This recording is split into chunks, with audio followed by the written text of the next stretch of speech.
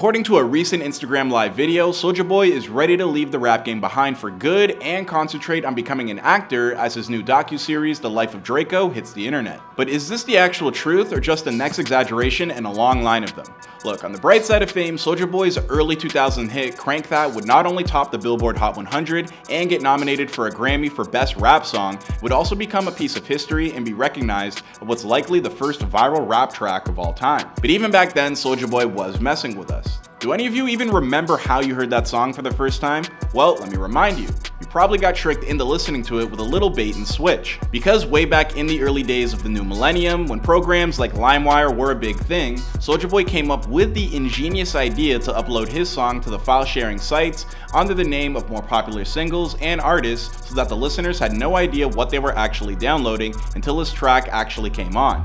That's right, the dark side of fame is something that Soulja Boy is entirely comfortable with, and over the course of his career, he would not only continue to engage in scam after scam, but he'd also get caught up in a weapons possession charge. He'd even be accused of some truly atrocious crimes perpetrated against women. She does admit that they had a brief consensual relationship for about a month or so, but then she says that it transitioned, it was supposed to be work only, and that he started getting really jealous if she got comments on her social media. But even somebody as colorful as Soulja Boy can have a dark side. And if you've ever wondered just how low he can go, then keep watching our newest episode of The Dark Side of Fame.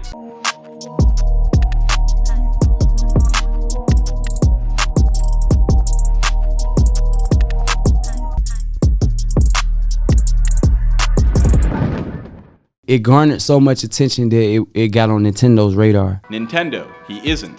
Just don't tell Soulja Boy that. After launching his career with the help of a website he created called SouljaBoyTellHim.com, something that became such a novelty he even turned it into the title of his debut studio album. Soulja Boy wouldn't launch another website until 2018, and this time it was to sell video game consoles and smartphone devices. In December of 2018, Soulja Boy launched two websites, SouljaGame.com and SouljaWatch.com. The first of those two offered consumers the chance to buy gaming consoles named after the performer himself. You could choose from either the Soulja Game Classic or the original Soulja Game handheld. But as you may already be screaming at your screen, these consoles were basically nothing more than a ripoff of pre-existing Nintendo systems. Basically, they were fancy emulators that came pre-packaged with over 3,000 Nintendo titles, including versions of Pokemon, Legend of Zelda, and Super Mario World. You know, just Nintendo's biggest franchises of all time. I'm sure nobody would notice that. Within weeks of launching these two sites, Nintendo would hit Soulja Boy with a cease and desist. Shortly thereafter, he pulled the consoles from the market and kept quiet as things calmed down. But over the next couple of years, Soulja would continue to release different versions of emulators with his name on it. It's gonna cost $400 and it's gonna be like an Xbox, PlayStation, like this shit is fire, you know what I'm saying? More recently, however, Soulja Boy seems to have worked out some of the kinks to his design flaws. Namely, he stopped packaging his systems with licensed games, which is what was really getting him into trouble with the big name companies. Now, he's teamed up with hardware developer Go Games to create a version of their already pre-existing device called the TRDR Pocket, with his name on it, of course. It's basically a glorified Android system that users can play Android-compatible games on, and apparently it's been successful enough for companies like Microsoft and Google to try and buy it. I've been offered over 150 million to buy this company. Are you gonna do it? What company? Soulja Boy Gang. Yeah, something tells me he's not exactly being truthful about that. And not only just that, Soulja Boy also hopped onto Instagram Live recently to let the world know that he had apparently become the new owner of one of the oldest gaming companies in the world, Atari. They called me and gave me a deal, you know what I'm saying? And it was like for like ownership in that company, $1 million, 1 million shares, 1 million stocks, a whole bunch of I don't know. Here's where I get to tell you that other than Soulja Boy's own word, I can't seem to find any other evidence that suggests his claim, or any of the others I've mentioned so far, are really true.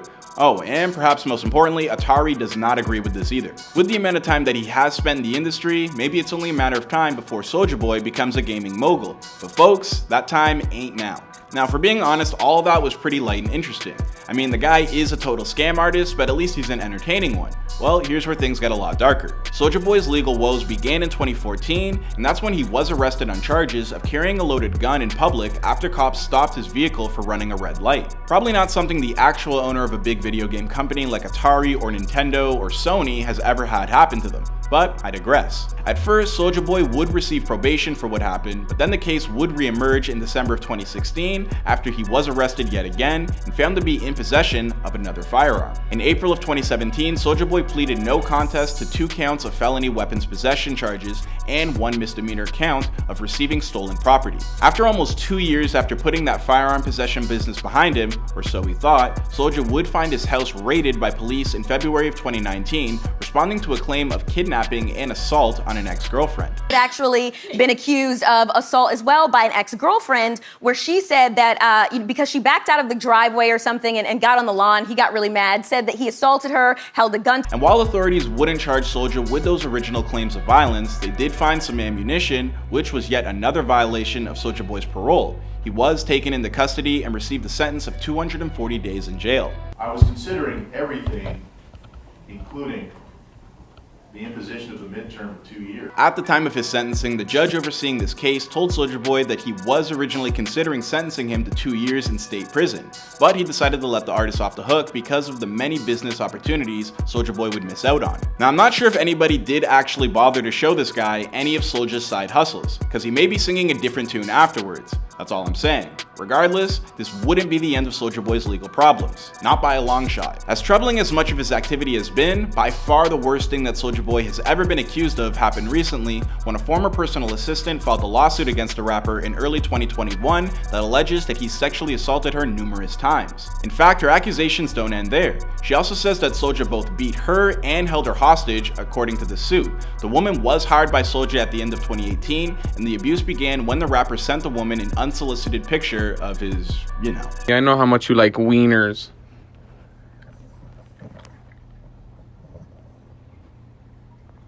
Over the next few weeks, these two began a physical relationship, but by the end of January 2019, things went south when Soulja Boy began physically abusing her. The following month, it escalated to sexual assault for the first time. According to the lawsuit, after this incident, Soulja Boy felt bad and offered to give the victim $1,000. From that point forward, the woman would claim that Soulja Boy would routinely sexually abuse her on a daily basis. The suit also claims that Soulja Boy became physical with the victim on at least 10 occasions, throwing her to the floor and kicking her in the ribs, whenever he would become jealous over comments that she would receive on Instagram. Things reached a tipping point when, after having locked the woman in a room without hot water for 3 days, she tried to quit and leave.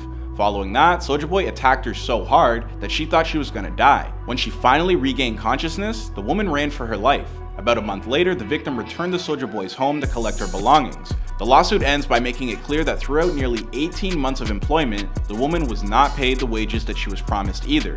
Soulja would deny these accusations, calling them nonsense. But let's be honest, this is a lot.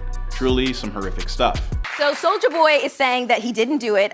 He came out and said to TMZ, "I vehemently and unequivocally deny these allegations. I am in contact with my legal team and the appropriate legal action will be taken against these lies." In July of 2021, the woman would receive a 3-year restraining order against Soulja. The case itself is still pending. Since that case was brought to light, yet another woman has also filed a lawsuit against Soulja Boy, claiming that she became pregnant by him in late 2015, and during the course of the argument, Soulja Boy would proceed to beat her so badly that she miscarried. I don't know, man, it's one thing to mess around with video game emulators to try and rip people off by making what's essentially glorified paperweights, but the kind of crimes that Soulja has been accused of more recently are absolutely disgusting. We can only wait and see what ultimately comes of either one of these suits, but needless to say, if Soulja Boy is found guilty, he needs to go away for a long time. Well, there you have it, yet another example of the dark side of fame.